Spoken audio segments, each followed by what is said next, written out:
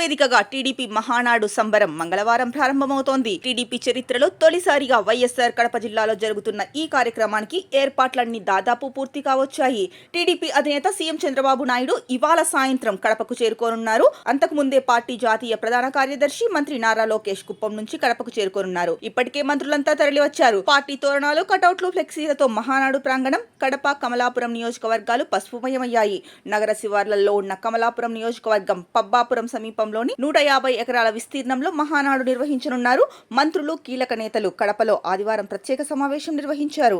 రాయలసీమ వాసుల ఆకాంక్షలు నెరవేర్చేలా కడపలో మహానాడు నిర్వహిస్తున్నట్లు మంత్రి అచ్చెన్నాయుడు తెలిపారు. మహానాడు ఏర్పాట్లపై సహచర మంత్రులు, కీలక నేతలతో సమావేశమైన మంత్రి మాట్లాడుతూ రాయలసీమ డిక్లరేషన్ పై ప్రధానంగా చర్చించనున్నట్లు తెలిపారు.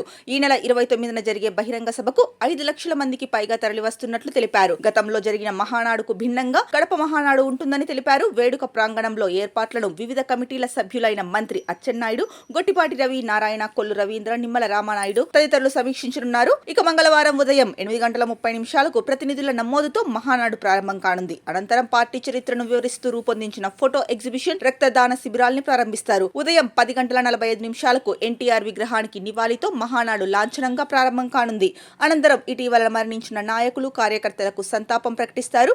పార్టీ ప్రధాన కార్యదర్శి నివేదిక ఉదయం 11:30 రాష్ట్ర అధ్యక్షుడు పల్లా శ్రీనివాసరావు స్వాగత ప్రసంగం, పార్టీ జమా ఖర్చులపై కోశాధికారి నివేదిక ఉంటాయి. 11:50 పార్టీ అధినేత ముఖ్యమంత్రి చంద్రబాబు నాయుడు ప్రారంభ ఉపన్యాసం చేస్తారు. ఇక తొలి రోజు పార్టీ ప్రతినిధుల సభ జరగనుంది. సంస్థాగత నిర్మాణం, భవిష్యత్తు కార్యాచరణ, పార్టీ మౌలిక సిద్ధాంతాలపై శ్రేణులకు నేతలు దిశానిర్దేశం చేయనున్నారు. పార్టీ ప్రధాన కార్యదర్శి లోకేష్ రూపొందించిన 6 సూత్రాల ఆవిష్కరణ, నియమావళిలో సవరణలపై ప్రధానంగా చర్చ జరగనుంది.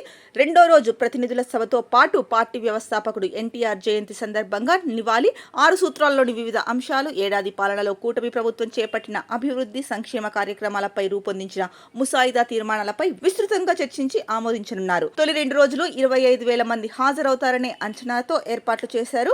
450 మంది కూర్చునేలా సభావేదిక నిర్మించారు. ఇక చంద్రబాబు ప్రసంగం తర్వాత పార్టీ మౌలిక సిద్ధాంతాలపై చర్చిస్తారు.